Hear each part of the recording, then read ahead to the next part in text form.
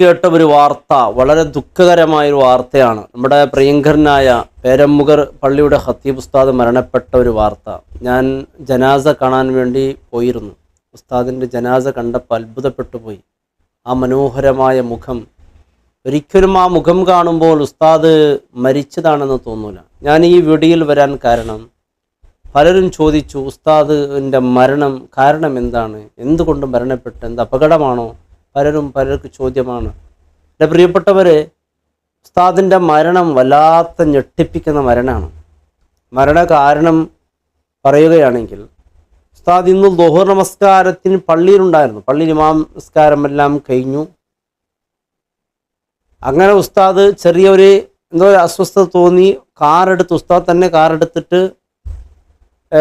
ഇങ്ങനെ പള്ളിയിൽ നിന്ന് കുറച്ചങ്ങോട്ട് പോയതേ ഉള്ളൂ. ഈ ഒരു മരണം കാരണം എൻ്റെ പ്രിയപ്പെട്ടവരെ നമുക്കൊക്കെ വലിയ പാഠമാണ്.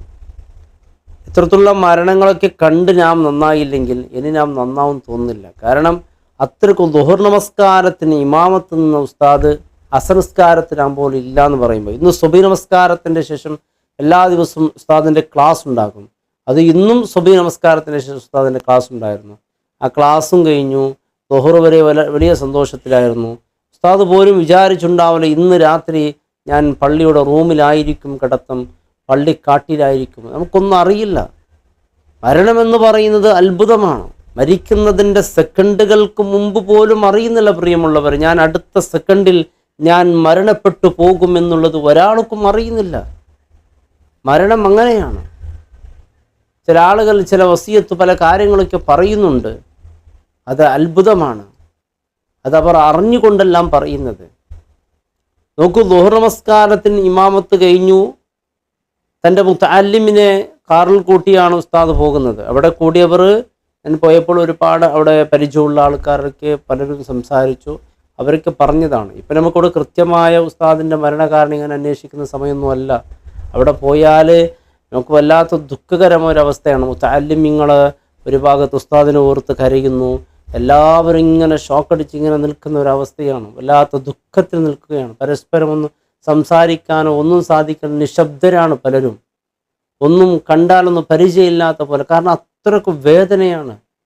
ദുഹറിനുണ്ടായ ഉസ്താദ് അല്പം സമയം കഴിയുമ്പോൾ പിന്നെ അസറിനാവില്ല എന്ന് പറയുമ്പോൾ നമുക്ക് തന്നെ ഇത് വല്ലാത്ത സഹിക്കാൻ കഴിയുന്നില്ല ഈ മരണം. പ്രത്യേകിച്ച് നമ്മുടെ തൊട്ടടുത്ത ജമാഅത്തും പിന്നെ നാം ഇതിനു മുമ്പ് ഒരുപാട് സദസ്സിലൊക്കെ കണ്ടവരാകുമ്പോൾ നമുക്കത് തീരാ ദുഃഖമാണ്. അവിടെ പഠിക്കുന്ന മുത്തഅല്ലിമീങ്ങളെ കൂട്ടത്തിൽ എൻ്റെ കുടുംബത്തിൽപ്പെട്ട ഒരു മുത്തഅല്ലിമീൻ അവിടെ പഠിക്കുന്നുണ്ട്. ആ മുത്തഅല്ലിമിൻ്റെ ഉമ്മയൊക്കെ അവിടെ വന്നിരുന്നു. അവിടെ നിന്ന് കുടുംബത്തെ വിളിച്ചിട്ട് ഫോൺ വിളിച്ച് പറഞ്ഞു, വല്ലാത്ത സങ്കടപ്പെട്ടതാണ്. കാരണം ഈ വാർത്ത കേട്ട് എന്ത് ചെയ്യണമെന്നറിയാതെ വല്ലാത്ത അവിടുത്തെ ഒരുപാട് സഹോദരിമാരൊക്കെ അവിടെ കൂടിയിരുന്നു. ഒരുപാട് ആളുകൾ.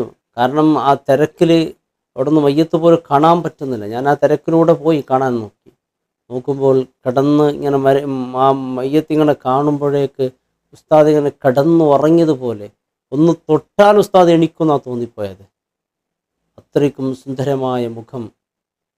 അല്ലാഹു റബ്ബ് സുബ്ഹാനഹു വ തആല ഉസ്താദിൻ്റെ ദറജ അല്ലാഹു ഉയർത്തട്ടെ. പ്രിയമുള്ളവരെ, മനുഷ്യൻ്റെ മരണം എപ്പോഴും, ഉസ്താദ് കാറ് കൊണ്ടുവരുന്ന അവിടെ നിന്ന് തന്നെ കാറിൽ തന്നെ കുഴഞ്ഞു വീഴുന്നു. പെട്ടെന്ന് അങ്ങനെ ആശുപത്രിയിലേക്ക് കൊണ്ടുപോയപ്പോൾ ഉസ്താദ് മരണപ്പെട്ടു എന്ന വാർത്ത. ഒരു കാരണവുമില്ല മരണത്തിൻ്റെത്. ഇത്രയേ ഉള്ളൂ. ഇന്ന് നോക്കൂ, പെട്ടെന്ന് കുഴഞ്ഞു വീഴുന്നു, മരണപ്പെട്ടു. ഇത് പെട്ടെന്നുള്ള ഫുജ്അത്തുൽ മൗത്ത് വർദ്ധിച്ചൊരു കാലഘട്ടമാണ്. എത്ര മരണങ്ങളാണ്. നമ്മുടെ നാട്ടിൽ ഇന്നലെ ഒരു കുട്ടി മരണപ്പെട്ടു. അതേസമയത്ത് യാതൊരു സഹോദരി, 19 വർഷമുള്ളൊരു സഹോദരി. അങ്ങനെ എത്ര മരണങ്ങളാണ് പ്രിയപ്പെട്ടവരെ. ഒന്നുമില്ലല്ലോ, ഒരു ചെറിയ അസുഖം പോലില്ലല്ലോ. വലിയ ആരോഗ്യം, ആഫിയത്തും. അവരെ കാണുമ്പോൾ തന്നെ എന്തൊരു ആരോഗ്യമെന്ന് നാം തോന്നിപ്പോകും. പക്ഷേ പിന്നെ വാർത്ത കേൾക്കുന്നു മരണപ്പെട്ടു. എത്ര ജനങ്ങളാണ് മരണപ്പെട്ടു പോയത്. ഈ മരണം അള്ളാഹു നമുക്ക് നൽകുന്ന പാഠങ്ങളാണ്. ഇതുപോലെയായിരിക്കും നാളെ നിൻ്റെ അവസ്ഥയും. അതുകൊണ്ട് മരണത്തിന് നീ ഒരുങ്ങി തയ്യാറായി നിൽക്കുമെന്ന് അള്ളാഹു പഠിപ്പിക്കുകയാണ്. എന്നിട്ടും നാം പാഠം ഉൾക്കൊണ്ടില്ലെങ്കിൽ തീർച്ചയായും ഖേദിക്കേണ്ടി വരും. എൻ്റെ പ്രിയപ്പെട്ടവരെ, പ്രായമുള്ളവർ, രോഗികൾ ഇന്ന് രോഗം പ്രയാസം അനുഭവിച്ചു കൊണ്ടേയുണ്ട്. ആരോഗ്യമുള്ളവർ പലരും മരണപ്പെട്ടു പോകുന്നു. രോഗമുള്ളവർ മാത്രം മരിക്കും, പ്രായം കൂടിയാൽ മാത്രം മരിക്കുന്നില്ല. എപ്പോഴും മരിക്കുക, എവിടെയും മരിക്കാം. ആ നാടിൻ്റെ ഒരു വിളക്കാണ് നഷ്ടപ്പെട്ടത്. മുത്തഅല്ലിമീങ്ങളുടെ ഭാവിയാണ് അവിടെ നഷ്ടപ്പെട്ടു പോകുന്നത്. ആ പ്രിയപ്പെട്ട മുത്തഅല്ലിമീങ്ങളുടെ ഉസ്താദ്, ആ വേദന ആ മുത്തഅല്ലിമീങ്ങൾക്ക് തന്നെ അറിയും. അത് നമുക്കൊന്നും പറഞ്ഞാൽ മനസ്സിലാവില്ല, ഉസ്താദിനെ അടുത്തറിയുന്നവർക്ക് അറിയുള്ളൂ. ഒരുപാട് ആളുകൾ എന്ത് മരണപ്പെട്ടു, ചെറിയ ചെറുപ്പക്കാരനല്ലേ എന്ത് മരണപ്പെട്ടു എന്ന് പലരും ചോദിക്കുന്നുണ്ട്. ഒരു കാരണവുമില്ല എൻ്റെ പ്രിയപ്പെട്ടവരെ, കുഴഞ്ഞു വീണു മരണപ്പെട്ടു, അത്രയേ ഉള്ളൂ. ദുഹറിന് ഇമാമായിരുന്നു, അസർനാമിളക്ക് മയ്യത്ത് കുളിപ്പിച്ചും കഴിഞ്ഞു. അല്ലാഹു റബ്ബ് സുബ്ഹാനഹു തആല സർവ്വതും അല്ലാഹു അറിഞ്ഞും അറിയാതെ രഹസ്യമായി പരസ്യമായി എന്തെങ്കിലും പാവങ്ങൾ വന്നു പോയിട്ടുണ്ടെങ്കിൽ സർവ്വതും അല്ലാഹു പൊറുത്തു കൊടുക്കട്ടെ. ഖബർ അല്ലാഹു വിശാലമാക്കി കൊടുക്കട്ടെ. പ്രിയമുള്ളവരെ, നമ്മുടെ പ്രാർത്ഥനയിൽ ഉസ്താദ് ഉണ്ടാകണം. കാരണം ഇന്നല്ലെങ്കിൽ നാളെ ഞങ്ങൾ മരണപ്പെട്ടാൽ തീർച്ചയായും നമുക്കും പ്രാർത്ഥിക്കാൻ ആളുകൾ ഉണ്ടാകും.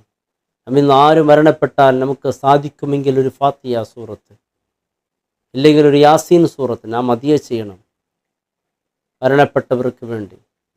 നമ്മുടെ പ്രിയപ്പെട്ടവർ എത്ര ആളുകളാണ്, വാപ്പ മരണപ്പെട്ടു പോയി, കുടുംബക്കാർ മരണപ്പെട്ടു പോയി, ഖബറിലൊന്ന് സലാം പോലും പറയാത്തവർ, ആ ഉമ്മയുടെയും ഉപ്പയുടെ മുമ്പിൽ നേരെ പള്ളിയിലേക്ക് പോകുന്നവർ.